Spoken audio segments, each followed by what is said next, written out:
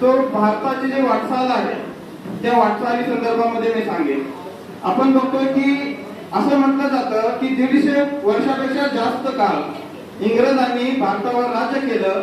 इंग्रजांच्या आपण राजकीय गुलामीमध्ये 150 वर्षापेक्षा जास्त काळ घालवला आणि 1857 मध्ये पहिल्यांदा इंग्रजांच्या विरोधात पहिलं बंड म्हणजे त्याला पहिला स्वातंत्र्य संग्राम असं संबोधलं गेलं, जो की झाशीची राणी, मंगल पांडे या सर्व क्रांतिकारकांच्या नेतृत्वामध्ये ती 1857 ची लढाई लढली गेली. आणि त्या लढाईचं नेतृत्व कोणी केलं तर बहादूर शाह जाफर नावाच्या बादशाहाच्या नेतृत्वामध्ये ती लढाई लढली गेली.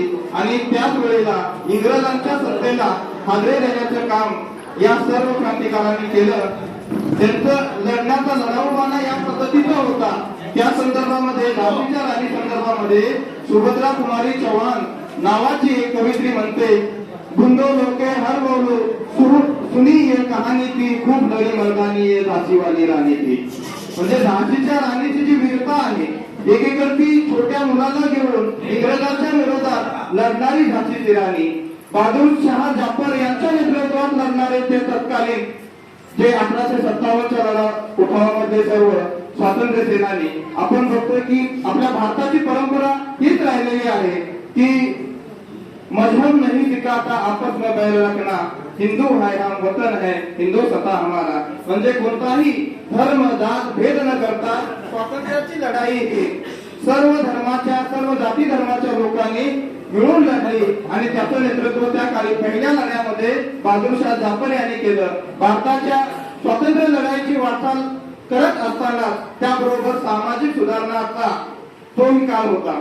कारण आपण बघतोय की स्वातंत्र्य लढ्याबरोबरच महात्मा फुले सारख्या सत्यशोधक महात्मा फुलेंनी सत्यशोधक समाजाची स्थापना केली आणि भारताच्या लोकांच्या गुलामीचं मूळ काय आहे ते त्यांनी शोधून काढलं. आणि त्यांना त्यामध्ये सापडलं की अशिक्षा अविद्या हे भारताच्या गुलामीचं सर्वात महत्वाचं मूळ आहे. म्हणून महात्मा फुले म्हणतात, विद्येविना मती गेली, मती विना गती गेली, गती विना वित्त गेले, इतके अनर्थ एका अविद्येने केले. म्हणजे स्वातंत्र्य लढ्याबरोबर ती लोकांना शिक्षण देणं, लोकांचा म्हणजे सामाजिक सुधार करणं. ज्या वेळेला सती प्रथा सारखी किंवा स्त्रीला बोलणं सुद्धा मुश्किल होतं, स्त्री म्हणजे काय, तिचं काम चूल आणि मूल अशा पद्धतीच्या बंधनामध्ये स्त्री होती, त्यावेळेला तिला शिक्षण देऊन मूळ प्रवाहामध्ये आणण्याचं काम याच काळामध्ये 1857 नंतरचा जो भारताचा स्वातंत्र्य संग्राम आहे त्याच काळामध्ये सामाजिक सुधारणावादी आंदोलनाने केलं. म्हणजे आपण बघतो की देश एकीकडती इंग्रजांच्या विरोधात लढत होता, दुसरीकडती देशातील अनिष्ट ज्या परंपरा आहेत, रूढी आहेत, म्हणजे अशिक्षा आहे, या सर्व गोष्टींशी लढत होता. आणि त्याचे नेतृत्व महात्मा फुले, आपण बघतो राजाराम मोहन राय सारख्या समाज सुधारकांनी केलं. आणि पुढे जाऊन भारतातील जाती प्रथा जी आहे त्याला त्याचं मुळातून उच्चाटन करण्याचं काम डॉक्टर बाबासाहेब आंबेडकरांनी केलं. एकीकडे आपण बघतोय की मार्क्स म्हणतो जगामध्ये दोनच वर्ग आहेत, एक गरिबांचा आणि एक श्रीमंताचा. परंतु डॉक्टर बाबासाहेब आंबेडकरांनी भारताच्या संबंधात विचार व्यक्त केला की भारतामधली जर खरी गुलामी जर घालवायची असेल तर त्यासाठी आपल्याला जातीवरती काम करावं लागेल. स्वातंत्र्याची लढाई लढत असताना या सामाजिक सुधारणाही आपल्या देशात घडत गेल्या. त्याचं महत्वाचं श्रेय म्हणजे हे समाज सुधारक आहेत. त्याचबरोबर आपण बघतो की 1920 ला टिळकांचा मृत्यू होतो आणि त्यानंतर खऱ्या अर्थानं देशाच्या स्वातंत्र्य लढ्याचं नेतृत्व महात्मा गांधींच्या हाती येतं. महात्मा गांधी सारखा कृतीवान माणूस, विचार तर आहे, त्याबरोबर कृतीशीलता.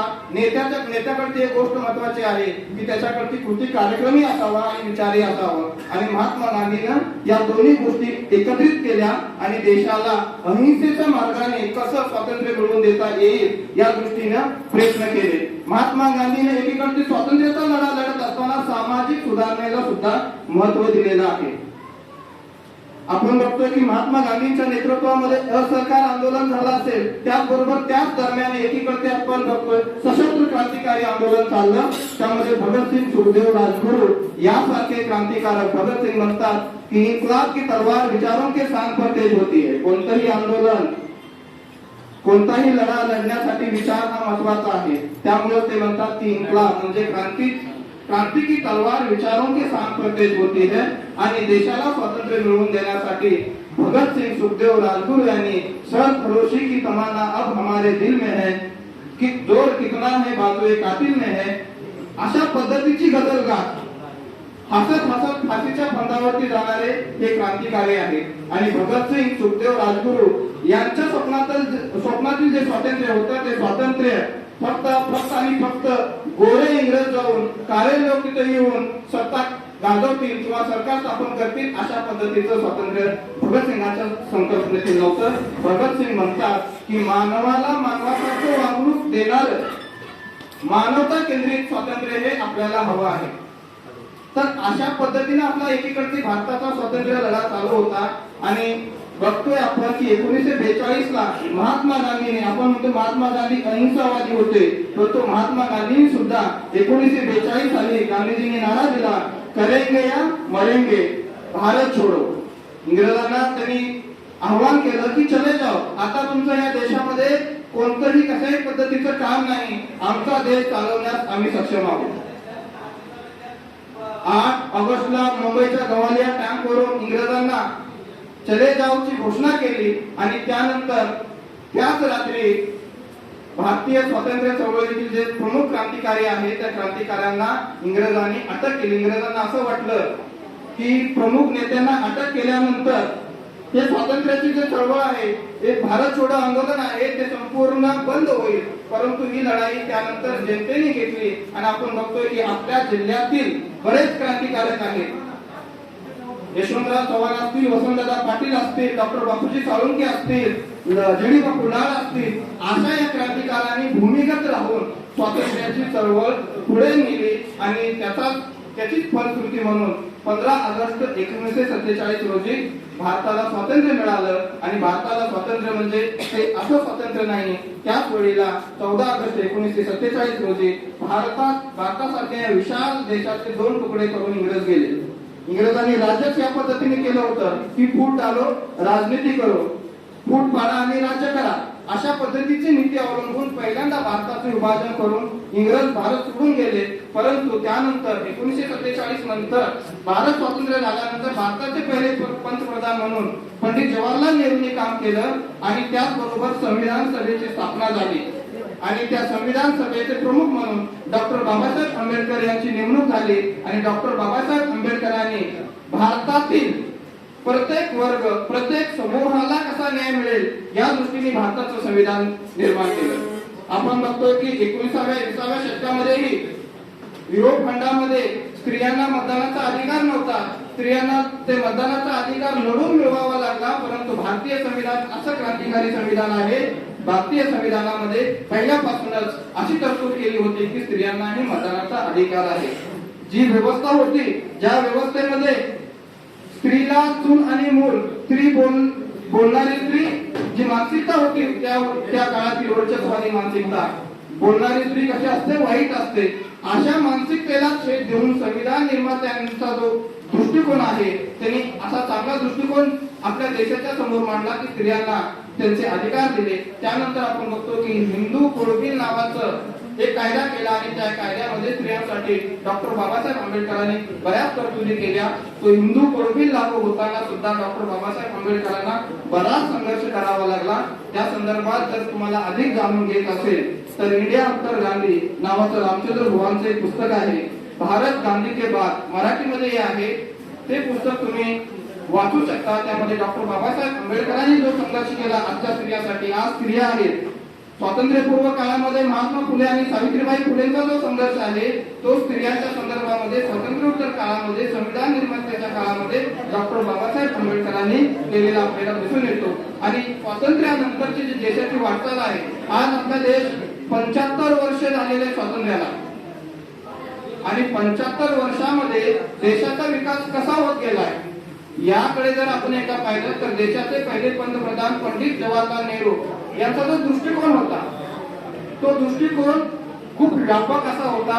पंडित जवाहरलाल नेहरू हे वैज्ञानिक दृष्टिकोन ठेवणारे होते आणि भारतीय संविधानाचं जे एक मूल्य आहे, प्रमुख मूल्य आहे वैज्ञानिक दृष्टिकोन. आणि वैज्ञानिक दृष्टिकोनानुसार पंडित जवाहरलाल नेहरूंनी अनेक अशा संस्था स्थापन केल्या ज्या संस्था आज जवळ देशाच्या विकासाचा महत्वपूर्ण भाग बनलेले आहेत, देश सोडून जात असताना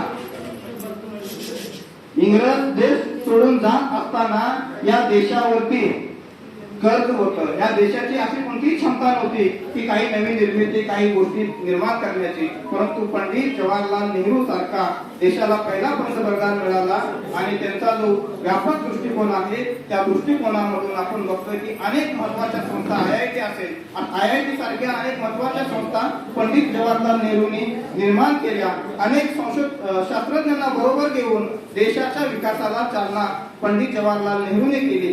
त्याचबरोबर पंचवार्षिक योजना आणल्या. पंचवार्षिक योजना आणून 5 वर्षाचं प्लॅनिंग केलं प्लॅनिंग कमिशनद्वारे, आणि 5 वर्षामध्ये पुढच्या 5 वर्षामध्ये काय करता येईल आणि काय केलं पाहिजे या सर्व गोष्टी पंडित जवाहरलाल नेहरू यांनी सर्वप्रथम अंमलात आणल्या. आपण बघतोय की नेहरूंचा हा जो दृष्टिकोन आहे, नेहरूंनी जे देशासाठी कार्य केलेलं आहे ते कार्य आपल्या दृष्टीने आजही महत्वाचं आहे, कारण नेहरूंनी स्थापन केलेल्या संस्था आजही देशाच्या विकासामध्ये महत्वाचं स्थान निर्माण करतात. त्याचबरोबर नेहरूंनी एक सर्वात महत्वाची गोष्ट जागतिक पातळीवरती जे धोरण अवलंबलं आणि भारताचा दबदबा जागतिक पातळीवरती निर्माण करण्यासाठी त्यांनी अलिप्तवादी धोरण स्वीकारलं. आम्ही भारत हा कोणाच्याही गटात राहणार नाही, कोणाच्याही गटात जाणार नाही, अशा पद्धतीचं धोरण पंडित जवाहरलाल नेहरू यांनी अवलंबलं. त्यानंतर आपण बघतोय की त्यानंतरचे जे पंतप्रधान आहेत लाल बहादूर शास्त्री यांनी शेती आणि जवान आहेत या दोन्ही गटांकडे विशेष महत्व दिलं आणि त्यांनी नारा दिला, जे जवान जे किसान, जवानी जगला पाहिजे आणि किसानी जगला पाहिजे.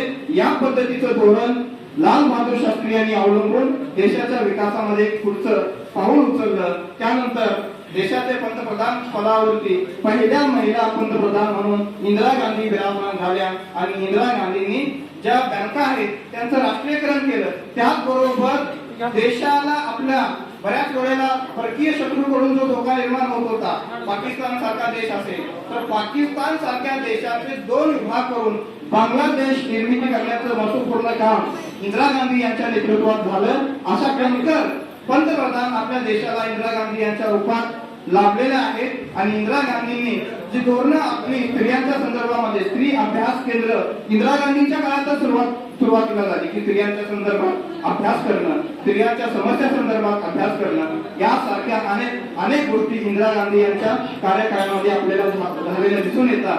त्यानंतर आपण बघतोय की 1984-85च्या दरम्यानमध्ये राजीव गांधी यांचं नेतृत्व देशाला आधुनिकतेकडे घेऊन जाणारे पंतप्रधान म्हणून राजीव गांधी यांचं नाव घेतलं जातं. ज्या काळामध्ये तत्कालीन विरोधक बैलगाडीने मोर्चा काढत होते, त्यावेळेला देशाला कॉम्प्युटर, संगणक, टीव्ही अशी जी डिजिटल क्रांतीची सुरुवात पंतप्रधान राजीव गांधी यांनी सुरुवात केली आणि म्हणून आज आपला देश विकासाच्या महत्वपूर्ण टप्प्यावरती आहे. आणि राजीव गांधींच्या नंतर 1990-91च्या दरम्यान जागतिक आर्थिक मंदी मोठ्या प्रमाणात होती, जगामध्ये डॉलर सुद्धा गडगडला होता. अशा काळामध्ये मनमोहन सिंग यांनी अर्थमंत्री पद निभवताना खाऊच्या धोरण अवलंबलं, खासगीकरण, उदारीकरण आणि जागतिकीकरण, आणि याद्वारे तत्कालीन अर्थमंत्री मनमोहन सिंग यांनी भारताचा रुपया गिरणार नाही म्हणजे पडणार नाही, त्याचं अवमूल्यन होणार नाही या गोष्टीकडे लक्ष दिलं आणि जागतिक पातळीवरती सर्व जगातील देशांच्या अर्थव्यवस्था ज्या वेळेला रसातळाला जात होत्या त्यावेळेला भारताची अर्थव्यवस्था एक चांगल्या सक्षम अर्थव्यवस्था ठेवण्याचं काम मनमोहन सिंग यांच्या नेतृत्वात झालं. आणि त्यानंतर जे पंतप्रधान आहेत अटल बिहारी वाजपेयी यांच्या काळामध्ये आपण पाकिस्तान सारख्या देशाला कारगिलच्या लढाईमध्ये मोठ्या प्रमाणे हार देऊन आपण जागतिक पातळीवरती भारताचा एक प्रतिस्तंभ निर्माण करण्याचं काम केलं. अशा पद्धतीनं स्वातंत्र्याचा जो लढा आहे त्यानंतर भारताचा पुढच्या 75 वर्षातील जो विकास आहे तो आपल्याला विकास क्रमाचा आढावा अशा पद्धतीने घेता येईल. त्याचबरोबर हे होत असतानाही आपल्या देशामध्ये जे अंतर्गत सुरक्षेचा प्रश्न मोठ्या प्रमाणावर राहिला, नक्षलवादासारखं आंदोलन असेल, आतंकवादी कारवाई असतील, भाषिक सांस्कृतिक राजकीय अस्मिता असतील आणि या अस्मितामुळं एकीकडे पंजाबमध्ये खालिस्तानवादी आंदोलन झालं आणि त्याचा मुकाबला करता करता आपल्याला देशाचा खरंतर आणि पंतप्रधान म्हणजे पंतप्रधान इंदिरा गांधी यांना आपल्याला गमावं लागलं. दुसरीकडे आपण बघतोय की राजीव गांधी यांना सुद्धा अंतर्गत सुरक्षेचा जो मुद्दा ऐरणीवर आला देशांतर्गत, त्या अंतर्गत सुरक्षेच्या मुद्द्याअंतर्गतच राजीव गांधी सारखा आधुनिक तंत्रज्ञानाला महत्व देणारा पंतप्रधान आपल्याला गमावा लागला. आणि आज आपल्या देशासमोर आजही अशाच पद्धतीची आव्हानं आहेत. जर देशाला आपल्याला महासत्ता बनवायचं असेल, 75 वर्ष झाले देशाला स्वातंत्र्य होऊन अजूनही भारत महासत्ता बनलेला नाही. ही गोष्ट विचार करण्यासारखी आहे. चीनला भारतानंतर स्वातंत्र्य मिळालं. जागतिक पातळीवरती चीन आज आर्थिक महासत्ता आहे. चीन आज अमेरिकेलाही टक्कर देतो. अमेरिकेची गिळचिपणी करण्याचं ताकद सामर्थ्य आज चीन मध्ये आहे. तर भारताला हे सामर्थ्य का येऊ शकत नाही? देशाचे तत्कालीन राष्ट्रपती एपीजे अब्दुल कलाम यांचं स्वप्न होतं की 2020 ला भारत आर्थिक महासत्ता बनेल, भारत महासत्ता बनेल. परंतु ते स्वप्न आता स्वप्नच राहिलेलं आहे, अजूनही स्वप्न राहिलेलं आहे. तर त्या दृष्टीने देश महासत्ता बनेल या दृष्टीने देशातील प्रत्येक नागरिक, त्याचबरोबर प्रत्येक राज्यकर्त्यांना एक व्यापक दृष्टिकोन ठेवून काम करण्याची आवश्यकता आहे. कारण आपल्या पाठीमागे स्वातंत्र्य होऊन जे देश महासत्ता बनलेला आहे त्याचाही आदर्श आपण या दृष्टीनं यावेळी घेण्याची आवश्यकता आहे. स्वप्न जे राष्ट्रपुरुषांनी बघितली होती, महात्मा गांधीने जे स्वप्न बघितलं होतं, डॉक्टर बाबासाहेब आंबेडकरांनी जे स्वप्न बघितलं होतं, ते स्वप्न सत्यात उतरवण्यासाठी आता आपल्याला सर्वांना संघर्ष करण्याची गरज आहे. कारण आपण बघतो की हे मिळालेले जे स्वातंत्र्य आहे आजच्या काळामध्ये ते स्वातंत्र्य टिकवण्याची आवश्यकता आहे. जे डॉक्टर बाबासाहेब आंबेडकर यांच्या घटना समितीनं दिलेलं कलम 19 अंतर्गत अभिव्यक्तीचं स्वातंत्र्य आहे, ते स्वातंत्र्य टिकवून सत्तेला प्रश्न विचारून देशाच्या विकासामध्ये प्रत्येक नागरिकानं आपली भागीदारी निर्माण करण्यासाठी आपलं स्वातंत्र्य टिकवणं गरजेचं आहे. आज आपलं स्वातंत्र्य टिकवणं, आपलं अस्तित्व टिकवणं हीच प्रत्येक नागरिकासमोरचा प्रश्न आहे. म्हणून देशाच्या विकासासाठी एक चांगला नागरिक बनणं ही सुद्धा आज महत्वाची बाब ठरलेली आहे. या निमित्तानं भारताच्या स्वातंत्र्याच्या अमृत महोत्सवाच्या निमित्तानं मी एवढंच आपल्या समोर बोलेल. मला इथं बोलवलं आणि सर्वांनी मला ऐकलं त्याबद्दल मी सर्वांचं आभार मानतो. जय हिंद, जय भारत.